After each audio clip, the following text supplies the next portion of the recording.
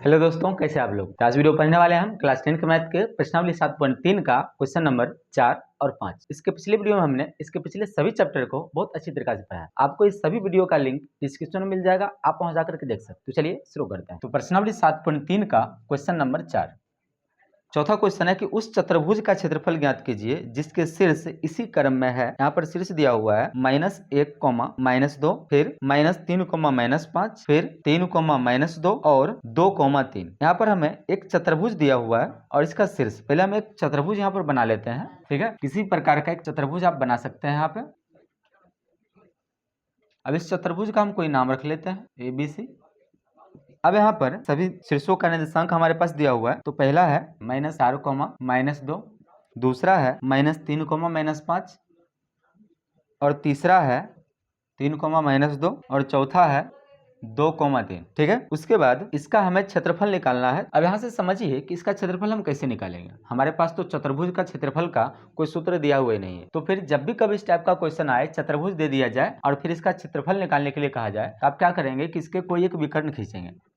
जब इसका विकर्ण खींचते हैं तो आप देखिए कि ये जो चतुर्भुज है ये दो भाग में बट गया और दोनों तरफ एक एक त्रिभुज है। तो आप क्या करेंगे कि पहले इस त्रिभुज या दोनों में से कोई एक त्रिभुज का क्षेत्रफल निकाल लेंगे अलग अलग दोनों का, उसके बाद दोनों को जोड़ लेंगे क्षेत्रफल को, तो फिर हमें पूरा चतुर्भुज का क्षेत्रफल प्राप्त हो जाएगा। ठीक है, तो इसी प्रकार हम यहाँ पर बनाएंगे। पहले यहाँ लिख लेते हैं, यहाँ लिखेंगे कि चतुर्भुज ABCD में ए हमारे पास है -4, -2, बी है -3, -5, सी है 3, -2 और डी है 2, 3। ठीक है, अब हमें सबसे पहले पहला त्रिभुज निकालेंगे। यहाँ पर ये वाला त्रिभुज ADC, इसका क्षेत्रफल निकालेंगे। यहाँ लिखेंगे और एक चीज और यहाँ लिखना है कि तथा AC क्या है, विकर्ण है। ठीक है, यहाँ लिखेंगे कि इसलिए हमारे पास एक त्रिभुज है ACD भी बोल सकते हैं, ADC भी बोल सकते हैं। यहाँ लिखेंगे त्रिभुज ADC का क्षेत्रफल। तो आपको तो पता ही होना चाहिए त्रिभुज का क्षेत्रफल क्या होगा, 1/2 x1 y2 - y3 plus x2 y3 - y1 plus x3 y1 - y2। ठीक है, अभी सभी पर इसके मान को स्थापित कर दीजिए और आंसर निकाल लीजिए। तो यहाँ पर ये जो हमारे पास त्रिभुज है ADC, इसका हम इसी क्रम में इसका नाम x1 y1 और x2 y2 और x3 y3 लिख लेते हैं। पहला जो आ गया आपका x1 y1, दूसरा आ जाएगा x2 y2 और तीसरा आ जाएगा x3 y3।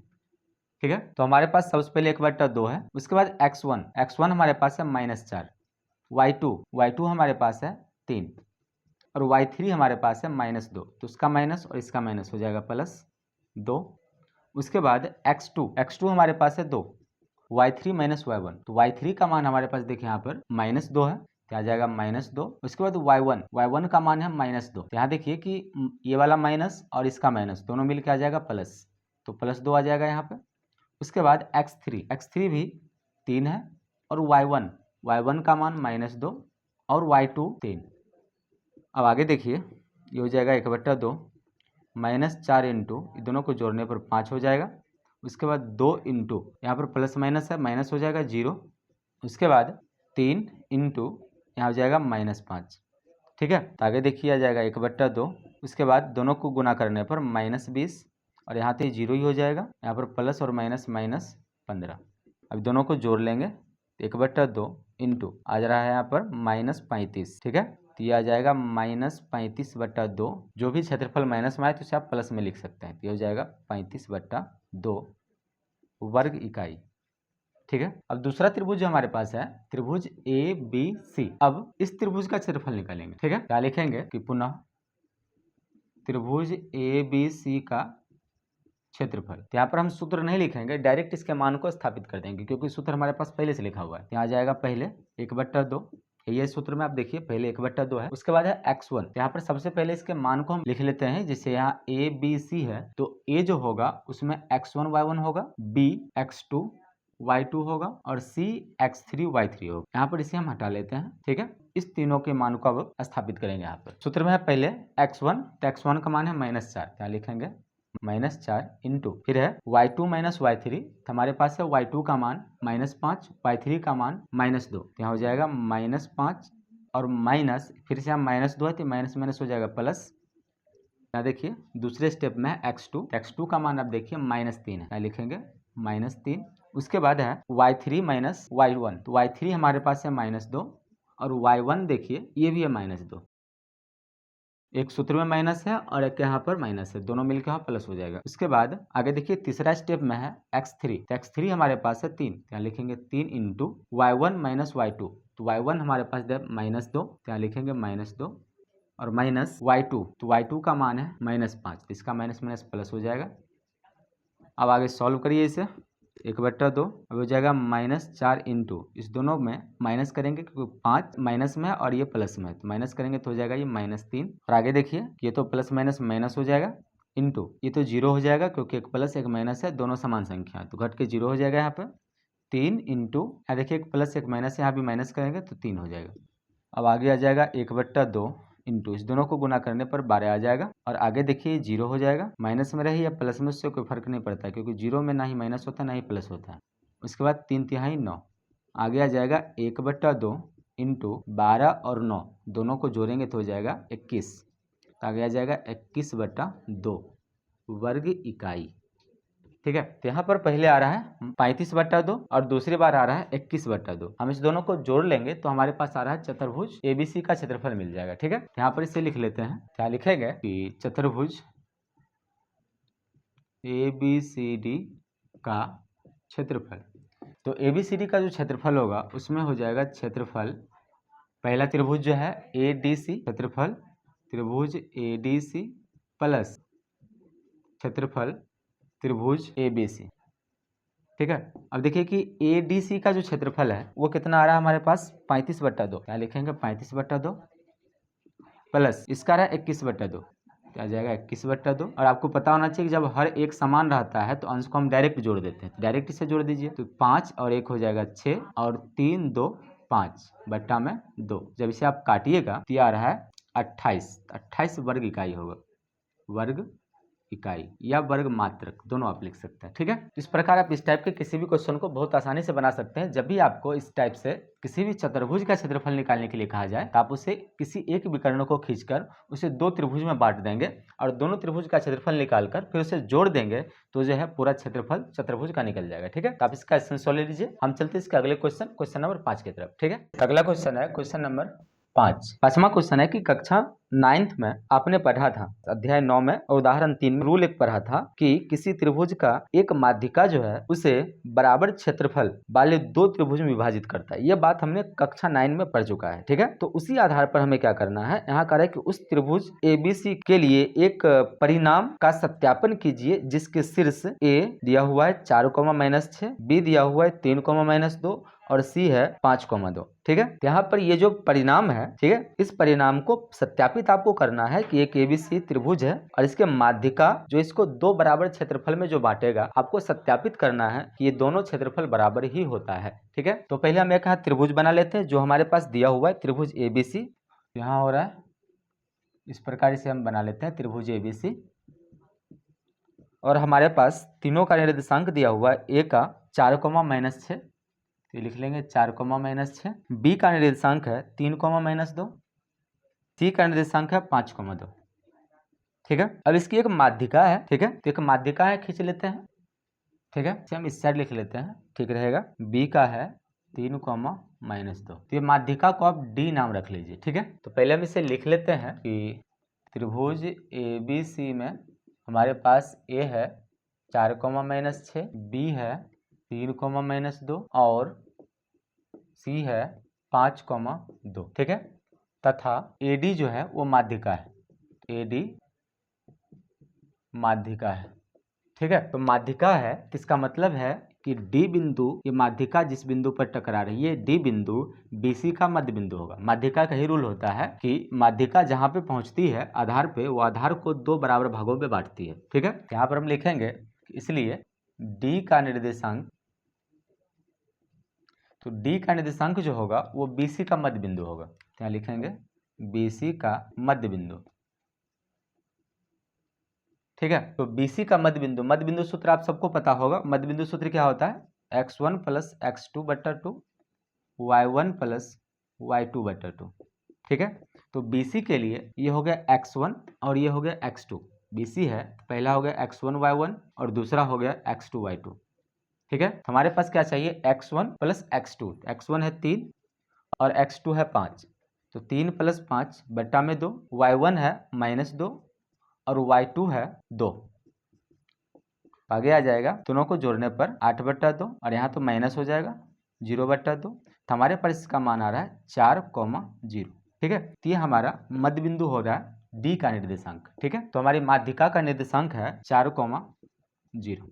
ठीक है। अब यहाँ पर जो दो त्रिभुज हमारे पास बन रहा है, ये वाला त्रिभुज और ये वाला त्रिभुज, ये दोनों का क्षेत्रफल निकालना है और हमें ये जांच करना है क्या ये दोनों क्षेत्रफल बराबर होता है या नहीं होता है। अगर हो जाएगा तो जो हम 9th क्लास का जो रूल है वो सत्यापित हो जाएगा, और नहीं होगा तो सत्यापित नहीं होगा। हमें सत्यापित करना है, मतलब कि किसी भी स्थिति में दोनों को बराबर करना ही है। तो पहले हम त्रिभुज ABD का क्षेत्रफल निकालेंगे। तो त्रिभुज ABD का क्षेत्रफल सूत्र लिखेंगे त्रिभुज के क्षेत्रफल का। तो क्या होता है? 1/2 into x1 y2 minus y3 plus x2 y3 minus y1 plus x3 y1 minus y2। ठीक है। अब यहाँ देखिए कि ये जो त्रिभुज आपके पास है ABD, तो A जो होगा यहाँ पर x1 y1 होगा और B x2 y2 होगा, और C जो है, C नहीं यहाँ पे D है, ये x3 y3 होगा। ठीक है। तो सभी के मान को यहाँ पर स्थापित कर लेते हैं हम। आ जाएगा 1/2 x1 हमारे पास है वहाँ पर 4 इंटू y2 है यहाँ पर -2 और y3 0 है। फिर x2 है यहाँ पर, इसका मान नहीं रखेंगे अभी, इसके इस त्रिभुज का क्षेत्रफल निकाल रहे हैं तो बस इसी के मान को हम यहाँ रखेंगे। यहाँ x2 हमारे पास है 3, y3 है 0, y1 -6 तो इसका माइनस और इसका माइनस प्लस हो जाएगा 6। तीसरा स्टेप है x3 into y1 minus y2। x3 हमारे पास क्या है? x3 है 4, तो यहाँ लिखेंगे 4। y1 है हमारे पास -6, तो हो जाएगा ये -6 माइनस y2 है -2, तो इसका माइनस और इसका माइनस हो जाएगा प्लस। ठीक है। तो आगे आ जाएगा 1/2 इंटू 4 इंटू यहाँ आ जाएगा -2 प्लस 3 इंटू यहाँ दोनों को जोड़ेंगे तो 6 प्लस 4 इंटू ये दोनों माइनस होगा तो -4 हो जाएगा।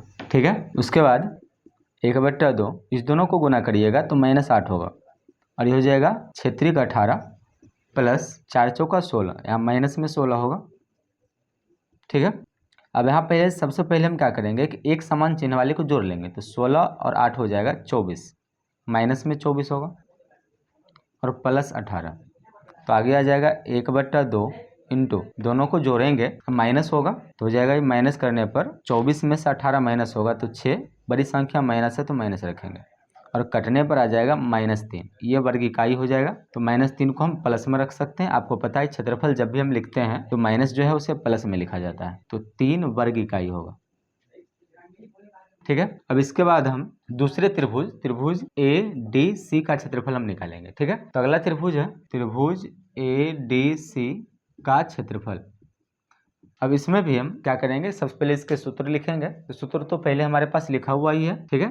तो सूत्र नहीं भी लिखेंगे तो चलेगा। यहाँ पर देखिए हमारे पास सूत्र पहले से लिखा हुआ है, तो पहले हम इसका मान ही रख लेते हैं, सूत्र लिखने की जरूरत नहीं है। ठीक है। तो पहले हम इसके ADC को पहले हम यहाँ डिनोट कर लेते हैं कि पहला हो गया x1 y1, दूसरा हो गया x2 y2, तीसरा हो गया x3 y3। इसको यहाँ से हटा लेते हैं। अब आगे देखिए, सबसे पहले हमारे पास 1/2 लिखेंगे। सूत्र में सबसे पहले क्या है? 1/2। उसके बाद देखिए सबसे पहले स्टेप में है x1 y2 minus y3। x1 हमारे पास क्या है? 4, तो यहाँ लिख देंगे हम 4 इंटू, उसके बाद y2 हमारे पास है 0 और y3 हमारे पास है 2, तो हो जाएगा यहाँ पर 0 माइनस 2। ठीक है। उसके बाद है x2 हमारे पास है 4, तो हो जाएगा ये 4 इंटू y3 माइनस y1 है 2 और y1 है -6, तो हो जाएगा 2 माइनस, एक माइनस सूत्र में है, एक माइनस यहाँ है, तो दोनों मिला के आ जाएगा +6। उसके बाद है तीसरे स्टेप में x3 देखिए 5 है, यहाँ पर पहले हम 5 रखेंगे। उसके बाद है y1 y1 हमारे पास है -6, y2 है 0, तो हो जाएगा यहाँ -6 -0। अब आगे आ जाएगा 1/2 4 इंटू दोनों को माइनस करने पर आ जाएगा -2 प्लस 4 इंटू जोड़ने पर आ जाएगा 8 प्लस 5 इंटू -6। ठीक है, आगे आ जाएगा 1/2, यहाँ पर गुना करेंगे तो -8 हो जाएगा क्योंकि ये प्लस माइनस माइनस हो जाएगा, प्लस 8 चौका 32, फिर यहाँ हो जाएगा प्लस माइनस माइनस 6 बचे 30। आगे देखिए 1/2, यहाँ देखिए सबसे पहले माइनस और माइनस वाले को जोड़ लेंगे तो हो जाएगा -38 प्लस 32। अब यहाँ देखिए 1/2 इंटू 38 में से 32 को माइनस करेंगे तो -6 आएगा, काटने पर -3। यहाँ या लिख सकते हैं क्या, 3 वर्ग इकाई। अब यहाँ देखिए इसका भी क्षेत्रफल और इसका भी क्षेत्रफल, दोनों का क्षेत्रफल हमारे पास यहाँ बराबर आ रहा है, यहाँ से हमें ये सत्यापित हो रहा है। ठीक है, यहाँ लिखेंगे चूंकि एरिया ऑफ त्रिभुज, पहला त्रिभुज हमारे पास है ए बी डी बराबर हो रहा है दूसरा एरिया ऑफ त्रिभुज ADC, त्रिभुज ADC। ठीक है, तो इस प्रकार ये प्रूव हो गया। यही चीज हमें प्रूव करने के लिए कहा जा रहा था कि ये जो माध्यिका है, ये माध्यिका इसको जो दो त्रिभुज में बांट रहा है, ये दोनों त्रिभुज का क्षेत्रफल बराबर है, ये बात आप प्रमाणित कीजिए, सत्यापित कीजिए। हमने यहाँ पर प्रमाणित कर लिया है कि दोनों त्रिभुज का क्षेत्रफल क्या है, बराबर है। ठीक है, इस टाइप का आप किसी भी क्वेश्चन को बहुत आसानी से इसी प्रकार आप बना सकते हैं। ठीक, तो यदि आपको ये वीडियो पसंद आए तो वीडियो को लाइक करिए और अपने दोस्तों के पास इसे शेयर कीजिए। ठीक है, तो मिलते हैं अगले वीडियो में, तब तक के लिए धन्यवाद, जय हिंद।